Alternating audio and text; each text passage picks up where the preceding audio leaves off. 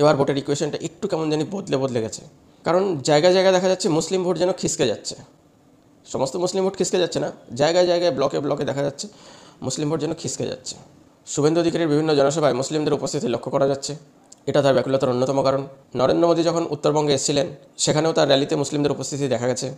আইএসএফের সঙ্গে মমতার একটা সমঝোতা হয়েছে, কিন্তু এই সমঝোতা সত্ত্বেও আইএসএফ কিন্তু এখনও পর্যন্ত 14টি জায়গায় তাদের ক্যান্ডিডেট ঘোষণা করে দিয়েছে। এই 14টি জায়গায় কিছু হলেও মুসলিম ভোট আইএসএফ কাটবে, সামান্য কিছু হলেও, যা গোনার মধ্যে আসবে না হয়তো, কিন্তু এটাও মমতার একটা চিন্তার বিষয়। যেটা তার সম্পূর্ণ তার ভোট ছিল, তার টেরিটরি ছিল, সেখানে অন্য কেউ একজন ঢুকে পড়ার চেষ্টা করছে। তাদেরকে কোনো রকমে পয়সা দিয়ে হোক বা কোনো লোভ দেখে হোক বা কোনো ভয় দেখে হোক দমিয়ে রাখা হয়েছে জাস্ট। গতকালকে উত্তরবঙ্গে মমতাকে বলতে শোনা গেছে যে আমিও তো হিন্দু, আপনারা ওদেরকে কেন শুধু ভোট দেন, আমাদেরকেও দিয়ে দেখুন। আজকে হঠাৎ করে তার এতদিন পরে মুসলিম কার্ড খেলতে খেলতে ভুলেই গেছিলেন যে হিন্দু একটা কার্ড আছে, হিন্দু কার্ডটাও খেলা যায়। তো কালকে হঠাৎ করে সেই হিন্দু কার্ডটা খেলেছেন।